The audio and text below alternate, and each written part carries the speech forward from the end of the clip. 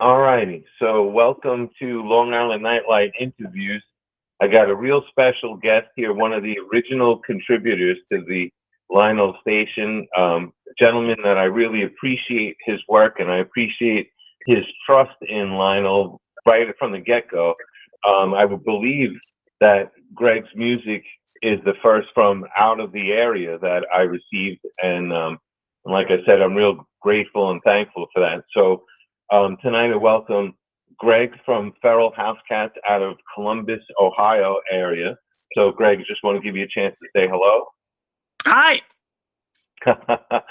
And like I said, Meow. meow. And like I said, Greg, I really appreciate you and I appreciate your music because, um, you trusting in me to present your music, it helped raise the profile of the station, pretty quickly because once folks around here saw that, music was coming in from out of the immediate area, things started to grow quickly. So Yeah. Thank you. glad to have the opportunity to talk to you about that and to thank you for that in person. Well, so sort of in person, right? Yeah. Yeah. Closest to in person we've ever gotten. Yeah. Absolutely. So, I'm like I was just saying before when we were chatting, I'm real familiar with your music, but I don't know like sort of the backstory of how the band formed. And and I'm not even really certain because I know there's been a little bit of turnover in the band. I'm not sure like the instrumentation, how many members there are. So if you could tell us what you can about, Oh you know, yeah. who's in the House Cats and how the band got started, how you guys got together. You got it. I, I'll do my best to not go running on and on and on. The floor is yours, my brother. The basic gist of it is I so when I was 45 years old, I had never really been a musician. I mean, I was kind of a joke musician in my teens. But by this time, I was the vocalist for a tribute band to The Fall. And for those who know The Fall, it doesn't take, it's a performance thing. It doesn't really take, vocal skill. The pandemic hit, and the bass player of that group, and that group was called Bed Wet Pills. The bass player of that group worked with me at my day job and suggested I borrow his guitar and learn how to play, to which I said, nah, I can't do that. But the second time he suggested, I did it and found that I really enjoyed it. As time went on, I was getting better and better and writing songs. And I can't tell you exactly how I came up with the name Feral Housecats because I can't recall. But I did. And I envisioned the group as being similar to The Fall. The Fall had a 40-year career and had like 70 members. And so I kind of thought of Feral Housecats would be me and whoever I've got with me. And but I want to make it clear, I thought that not because I thought that's the way to go. I thought that because, well, I bet I won't get 3 or 4 other adults to be willing to commit to this, forever. Turns out that was true because right now, like the lineup we've got right now, I'd love it to last forever. It may or may not. So by the end of 2021, I did get kind of a lineup together. We played a Halloween show where it was all kind of covers, but all the other bands were playing. Like one band did B-52s, one band did I think someone did Sparks that night. One did Britney Spears. We didn't do that. We did just a bunch of different songs by different groups, but cat themed lyrics. So like, now I want to be your dog became meow. I want to be your cat, for example. So yeah, that was the end of 2021. We really started playing in 2022. First lineup ended early 2023. It was sort of planned. It was a couple that were my drummer and bass player. And they told me when they started, we'll play with you for about a year and then we're planning to go live van life. So we've cycled through a few different people since then. A gentleman named Evan Carr became our drummer then, and he still is. Jason Engel has been with me from the start. He originally was our lead guitar player, but he really wants to be a bass player, and that's what he became when that change happened. And then since that time, it's lead guitar that has changed over a bit. I've been very lucky in that I keep getting incredible people, and I keep the people that leave it always ends up being like very positive. They're all my friends. Um, Doors always open to working together in the future. Um, but also nowadays we're getting busier and busier. We're getting more opportunities, and I am just not willing, as a 50-year-old man now, to say, um, no, I can't play that gig because one member can't do it. So we've got alternates. Oh, Pardon me. solid. So we've got two different people. We got a gentleman named Andrew Gordon, who is our alternate drummer, but he really contributes a lot. Even the shows he doesn't play, he helps me develop some of the songs, make sure I'm playing stuff in rhythm right. Yeah. Pardon me. No problem. So it sounds like you're typically a four-piece, though, two guitars, bass, Yes. and you do the vocals. Correct. We did have a couple. We played 3 gigs as a 3-piece that all went surprisingly well. So I'm very comfortable doing that if we need to. But yeah, we're a 4-piece at our best. Gotcha. All right. So thanks for that. The backstory. Now, you guys had a show pretty recently, right? I know I was promoting it a bit online and everything. And I think you said you had a band from out of town that was playing at that Yeah, there show? are actually 2 bands from out of town. I treated this one where I was both the opening band and promoter. So I invited a rockabilly group from South Carolina called Jared Pettis and the Headliners. They were the headline band to come play, and then got in touch with a band from Indianapolis called Bone Daddy, and so they came play there. So Jared Pettis is a little bit more of like a traditional rockabilly rock band, and they're incredible. And then Bone Daddy is a little bit more like a psychobilly band, also incredible. And then us with our garageabilly stylings. Where And I'm just wanted to ask, like, what was the venue like that? okay, that's a venue called the Ramblin' House. It has thus far been my favorite place to play in Columbus. It's about a mile from my house, amongst other things. But and it's a small place. They could, if you get 40 people in there, it feels like a good crowd. But I'd love to get more like 60 to 80, which we have at times in the past. Best sound we've played with. Oh, cool. All right, sounds great. Now, do you have something coming up? I think I saw that you had a show coming up sometime soon, right? We have several. We have 6 scheduled right now. It's not intentional this way, but at the moment we've got 2 each in September, 2 in October, and 2 in November at the moment. Okay, all right. So you guys are busy. That sounds cool. Yeah, And, absolutely. As always, I know that the radio station has somewhat of a reach. So you, of course, are always welcome to send me the details and put it up there. Of course. I hate to make comparisons, but when I listen, I like to hear them.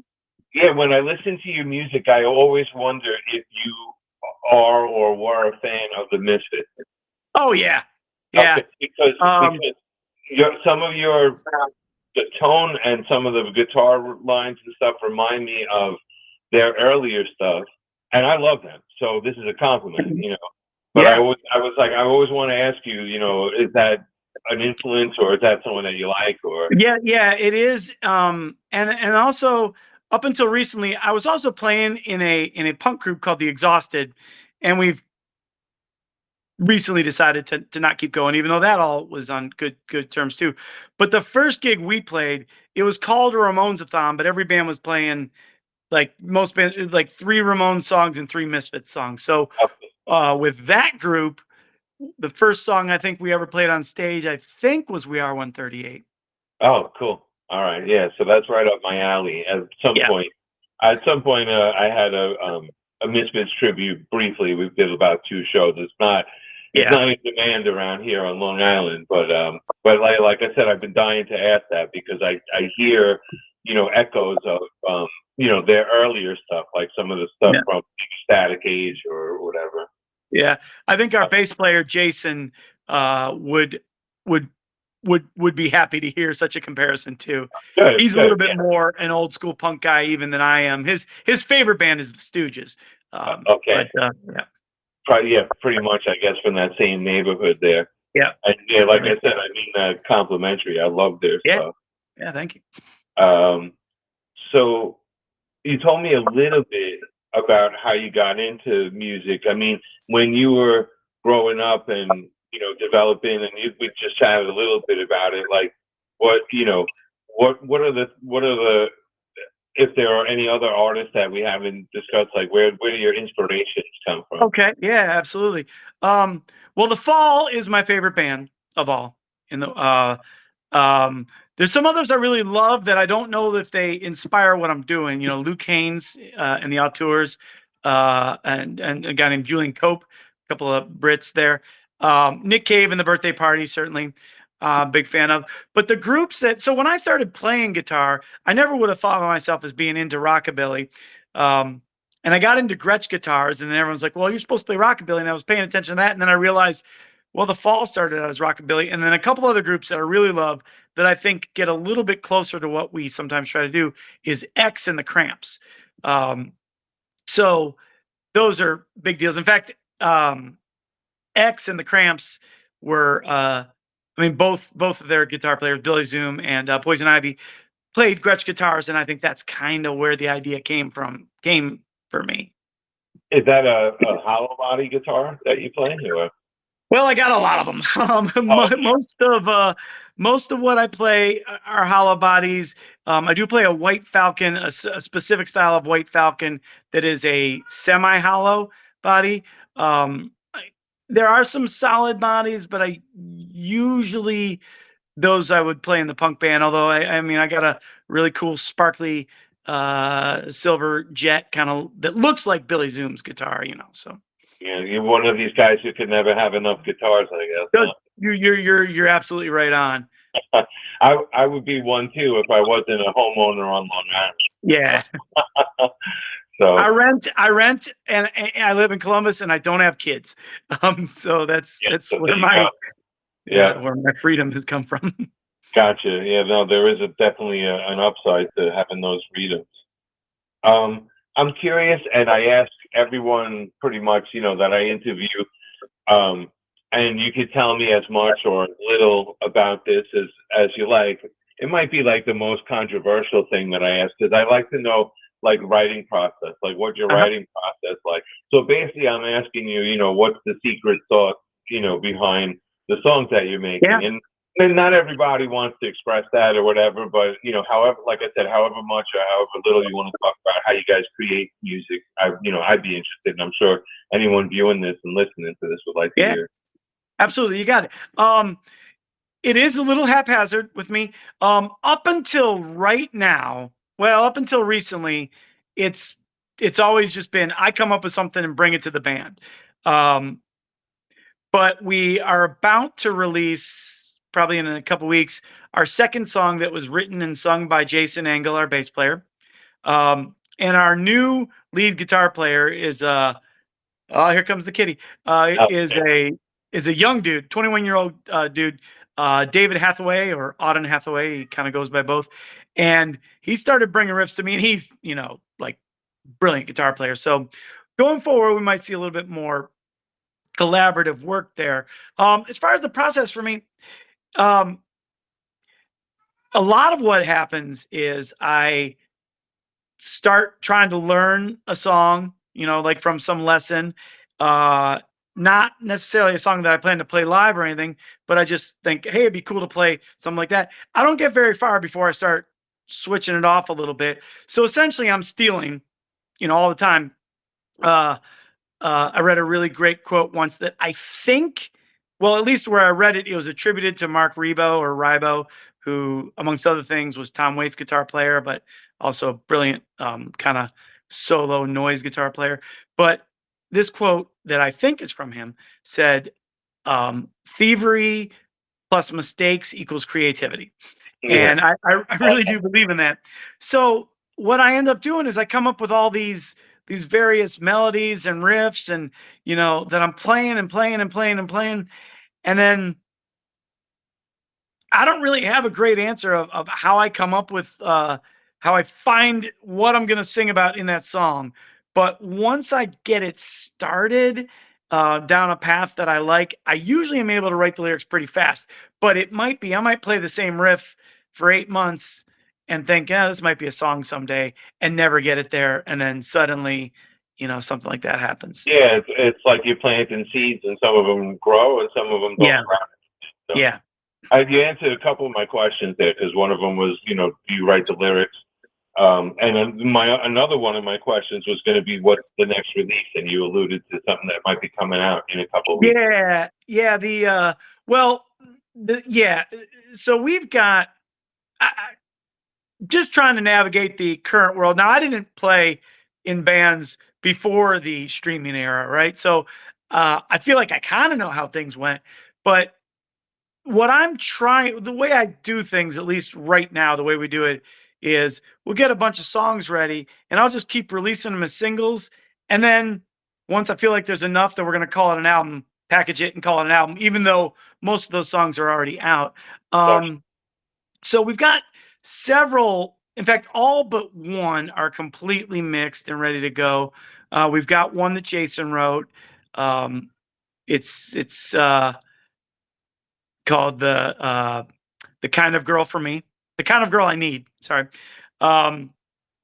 We've got one that's ready to go that I'll probably send you soon, because I don't mind if you play stuff before I release it, called Dead Birds, that I feel like some people, especially those who like us a little heavier, might consider this amongst our best songs. We got a cover that I don't want to tell you what it is till it comes out. Okay, but you wouldn't guess it. And then we got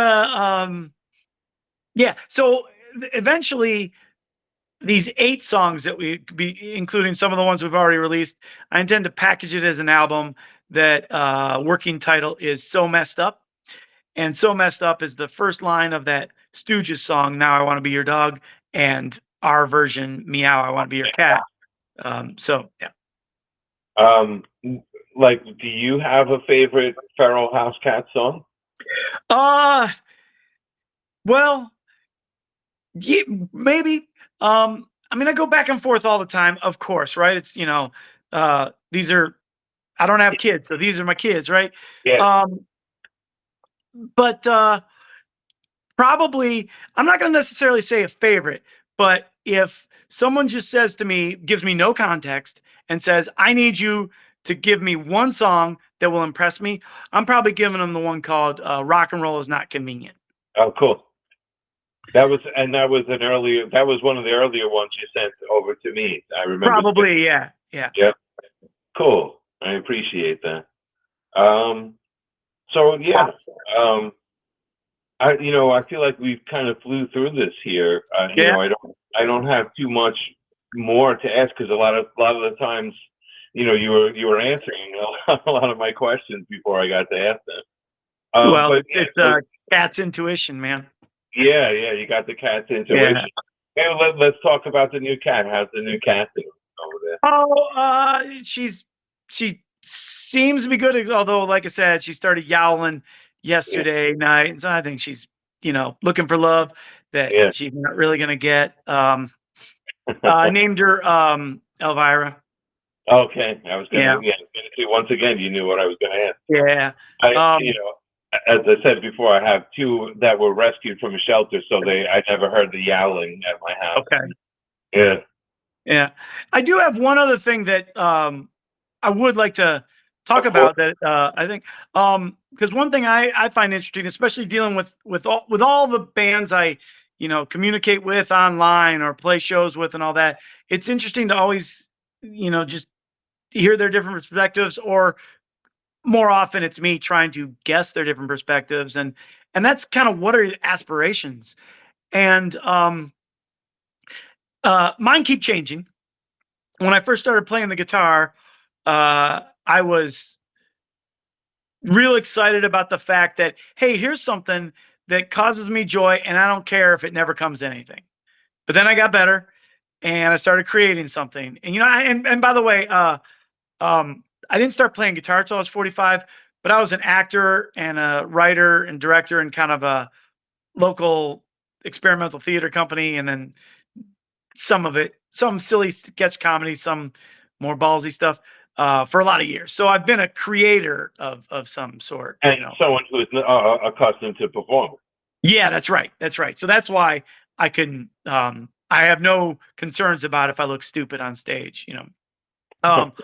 But so the aspirations I've gotten, what I really think about nowadays when we're doing something is like, um, I, I'm on the one hand, I'm not content to just say, "Hey, I just want to go make music with my friends and be out there." I don't feel that way. I feel like I am creating something with the goal of having people like it, of having uh, lots of people like it. You know, it. I'm sure it's a psychological need of mine to have people think I'm the cool kid because maybe they never did or something. But I want them to think I'm the cool kid because of something that I also think is cool, that I'm doing. And so I don't have expectations of going super far or stardom or making money or everything. But my goal is at all times we need to be better and bigger than we were like a month ago or whatever. And that can, and it's tough to judge that, right? Because that can happen online, that can happen, you know, send stuff out to radio stations, someone might be playing stuff, there might be fans somewhere, but they're not listening online, I don't know anything about them. Well, that'd be, you know, unless they get in touch. um and what I it's a fantasy I have in mind, but like I think of when I was a 25-year-old kid, or you know, whatever age, and when I would discover a band and be like, "Oh my god, and this song, and check out this video, and oh my god, and listen to this story about these guys," you know, and I love all that. So I'm trying to appeal to 25-year-old Greg, who hopefully exists 30 years after I'm, yeah, or 30 years from now, or 10 years after I've passed away, or something like that. And uh, I I feel like I keep getting better. I feel like what I'm writing keeps getting better or adding to that list. Like I don't look at our early songs with any shame. I think there's no song that we've ever recorded and put out into the public that I don't love listening to. Um, and I'm trying to create something that I think someone else, you know, will attach to that. And if I do stress out, or over stress or whatever, over focus on things like streaming numbers or number of audience at a show. And some of that is in the back of my mind. I'm like, because this is the most important thing in my life. I recognize that I'm not going to get a whole bunch of other people to join the band and have my band that I lead be the most important thing in their life. Now, Sure. luckily for me, because I think a thing that I've done well is being very open to, and this is why, you know, there's alternates. Hey, we got, you know, I've scheduled these shows. Can you play it? You know, and I want people to feel like they can say, look, I don't want to do that one, and not feel like they're losing their place in the group. And they're not. Um, they're not. And if things go well, like our two drummers,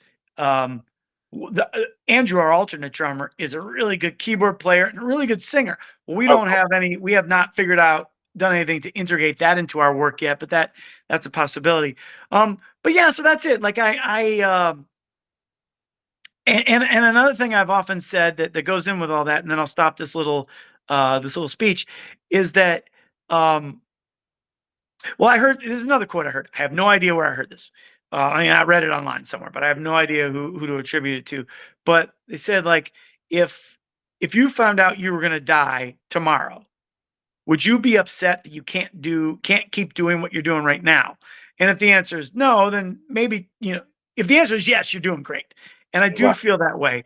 I feel like if I were to die, and I don't, you know, I don't want to get into beliefs of heaven and hell, but I fantasize about like, um, well, an afterlife in which someone says, you know, all right, you could go relive whatever you want to. And I would not claim that I'm the happiest I've ever been in my life right now. That probably had to do with time, some girl or another in my past. But I am doing now, I feel more purpose in life than I've ever had. And I feel like if I were, you know, a spirit after my life, and I can come back and watch my life unfold.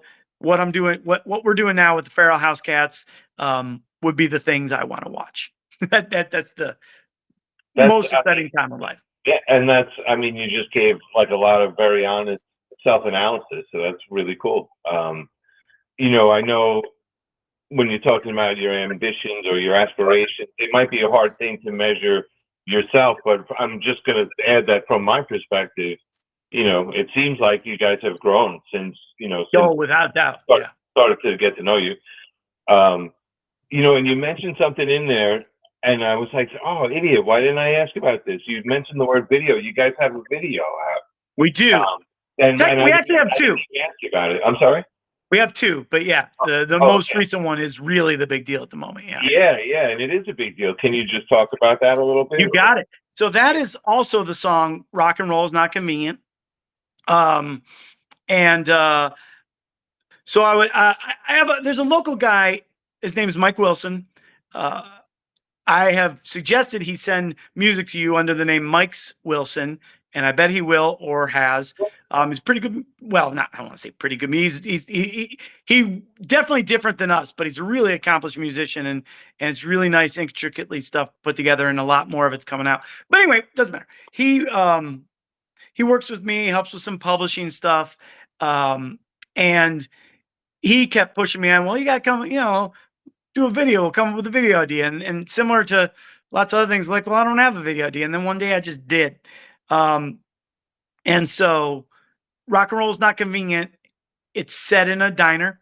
Yep. And yeah, we're trying to do our jobs as diner employees, and we're playing rock and roll, and we're while also playing the song is what I'm getting at. And the idea was a little different as it started, but like the idea I came up with was, okay, we're trying to play the song while feeding people at the same time. But really, the whole point of an idea was, cool, I'll have an idea. Mike helped me work with this organization called Boxland Media in Columbus. So that's why the video looks so professional, because it was it's really well done. And so I gave them my idea, and they made adjustments to it, and they turned it into what it is, which turned out to be really great, in my opinion. And we're getting good response at it. Yeah. Yeah, no, it reminded, once again, I don't love to make comparisons, but it reminded me of the days where MTV played videos, videos, and it brought me back to that. It doesn't come across as being dated or anything like that, but it just reminded me of, there's like a concept behind the video, not just a performance or whatever. So I enjoyed watching that, and I'm glad that you just mentioned the word video, or I would have never even brought it up. And so I hope folks will go check that out. It's definitely worth. I enjoyed watching it. So and a thing that I think, and again, I don't. If I really understood marketing and promotion and all that, we'd probably be more successful. But a thing that I think is that, and I don't know why this is necessarily, but if you've got friends and family or whatever that you or people you meet, people you want to talk to about the group, and you're like, yeah, here's my Spotify page. Maybe they'll check it out, maybe they won't. If you've got a video, they're more likely to at least watch a video. And I don't know why that is. I mean, I sure we could come up with, it's got a visual element, blah blah blah blah. But I'm not sure, because you could send them a crappy video, and I still think they'd be more willing to watch the video first. Now, hopefully, if you've got a good video, that hooks them in a little bit more. And that's my hope. Like everything we do, I'm hoping to build us up, like one listener, viewer, or audience member at a time. Yeah, no, I heartily recommend to anybody who, is viewing this or listening to this, to go check out Rock and Roll Is Not Convenient on YouTube. It's definitely entertaining. The music's entertaining, and the concept in the video is entertaining. Yeah. So I was definitely impressed with the quality of it. So I was glad that you sent that. All right, Greg. So I'm gonna wrap things up a little bit here. So just to kind of summarize a little bit, Greg, from the Feral Housecats, They've got a bunch of shows coming up. I'll be promoting them on LINL Radio. We can look out for a single coming in a couple of weeks from them, and so maybe mid-September or something like that. So, since she probably won't see this, I'll go ahead and say it. Okay. It was the bass player wrote it for his wife, and so we're targeting her birthday, which is September 7th, as the day. Okay. As the day it becomes available. And there's no video to it. It's just, it'll just be a Spotify and all those. All right. You're going to hate me for this, but we'll try not to let the cat out of the bag. No, I don't hate you for it. But anyway, yeah. So Greg, I appreciate you so much. Like I said, for trusting in me to present your music. You helped me. Yeah, you've been very beneficial for us. I feel like it's a great feeling to like, flip on a radio station while I'm going for a walk and hear myself shouting when I didn't know it was coming. And folks who are viewing this, you're either viewing it on the YouTube channel or the webpage. If you're on the YouTube channel, please comment, like, and subscribe, all that kind of thing. If you're listening to this audio on LINL Radio, stay tuned, because we got 8 or 9 of Feral Housecats songs that are going to follow up right after, as soon as this interview is concluded. So probably going to change your life. Yeah. So for the better. I mean, yeah. So we're going to improve your life. We've just been talking about the music, so we're going to hit you with a whole bunch of their tunes coming up right now. So like I said, Greg, if you could just hang out a moment, and I'm just going to sign off. Thank you, everybody out there, for viewing this and listening to this. And thank you, Greg. And of course, Greg, you're always welcome to come back. You guys have another video or something, an album coming out, something you want to promote, feel free to just let me know and we'll set that up. All right. Okay. I'm just going to end the recording.